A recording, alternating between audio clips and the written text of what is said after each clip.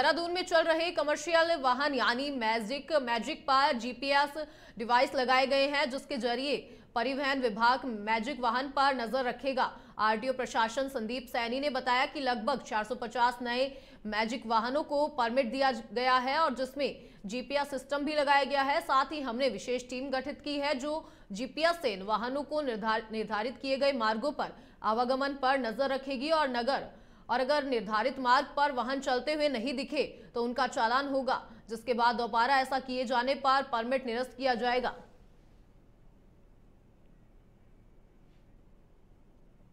जो हमारे 450 व्हीकल्स ऐसे हैं पब्लिक ट्रांसपोर्ट के मैजिक के जिनको नए परमिट दिए गए हैं, इनमें जीपीएस सिस्टम हमारा लगा हुआ है। इसमें हमने अपनी टीम गठित कर दी है जो इसमें मॉनिटर करेंगे कि वो अपने रूट पे चल रहे नहीं चल रहे। अगर वो रूट पे नहीं चलेंगे तो उनका चालान किया जाएगा और अगर वो दोबारा उसको रिपीट करेंगे अपने ऑफेंस को तो उसमें उनके परमिट के निरस्तीकरण के खिलाफ कार्रवाई भी की जाएगी। और इससे आगे जो हमारी ये स्टेज कैरेज की छोटी गाड़ी हैं, हम जो हमारी स्मार्ट सिटी की बसेज़ हैं या हमारी सिटी बसेज़ हैं, हम इसमें भी ये प्रयास करेंगे कि ये भी सारे जीपीएस में एनरोल हों, जिससे हम शहर के ट्रैफिक की व्यवस्था को भी हम सुधार सकें। जाम ब्रेक के बाद रुक करेंगे अगली खबर का। उत्तराखंड के स्वास्थ्य मंत्री डॉक्टर धन सिंह रावत ने राजधानी देहरादून के 2 अस्पताल और मेडिकल कॉलेज में 10 विशेष सुविधाओं का लोकार्पण किया, जिसमें स्लीप लैब की सुविधा भी शामिल है। इस अवसर पर स्वास्थ्य मंत्री डॉक्टर धन सिंह रावत ने कहा कि दून मेडिकल कॉलेज में अब आईसीयू में 27 बेड और बढ़ गए हैं। इसके अलावा किडनी ट्रांसप्लांट पर भी हम आगे बढ़ गए हैं। साथ ही उन्होंने कहा कि टीबी की रोकथाम को लेकर भी लगातार स्वास्थ्य विभाग की तरफ से अभियान चलाया जा रहा है। स्वास्थ्य मंत्री डॉक्टर धन सिंह रावत ने उद्घाटन किया,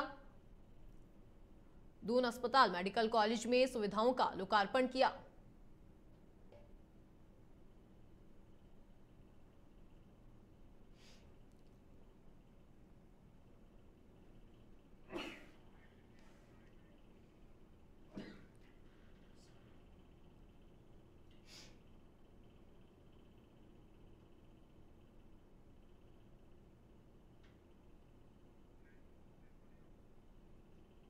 कॉलेज में माननीय विधायक जी और मैंने जो है 10 अलग अलग चीज़ों का यहाँ पे लोकार्पण किया है। आज हमारे मेडिकल कॉलेज में अब 27 आईसीयू बेड भी बढ़ गए हैं। किडनी ट्रांसप्लांट के लिए भी हम अब आगे बढ़ गए हैं। मुझे लगता है कि बहुत जल्दी इस पे भी हम लोग काम शुरू कर रहे हैं। और बड़ी बात यह है कि जो हम टीबी मुक्त भारत का हमारे प्रधानमंत्री जी का संकल्प है और भारत सरकार का, उसमें हम बहुत काम कर रहे हैं। और मोदी सरकार के 11 साल पूरे होने के अवसर पर भाजपा प्रदेश भर में संकल्प से सिद्धि तक कार्यक्रम आयोजित करेगी, जिसको लेकर राजपुर के बीजेपी विधायक खजान दास ने कहा कि यह हम सबके लिए ऐतिहासिक क्षण है और प्रधानमंत्री नरेंद्र मोदी के 2047 तक भारत को विश्व का सबसे विकसित देश बनाने के लक्ष्य को हम सब साकार करेंगे। वहीं दूसरी तरफ कांग्रेस के प्रदेश प्रवक्ता डॉक्टर प्रतिमा सिंह ने सरकार पर निशाना साधते हुए कहा कि बीते 45 सालों में सबसे ज्यादा बेरोजगारी दर नरेंद्र मोदी की सरकार में रही है और जनता उनसे सवाल पूछ रही है कि बीते 11 सालों में उन्होंने क्या विकास कार्य किया।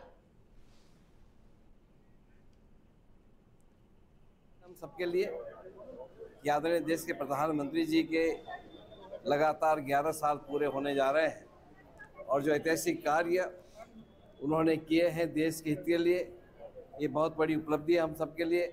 आज हम हॉस्पिटल में आए हैं, यहाँ पे देख रहे हैं कि सभी पेशेंटों को फ्री में देखा जा रहा है, यानी कि आयुष्मान भारत।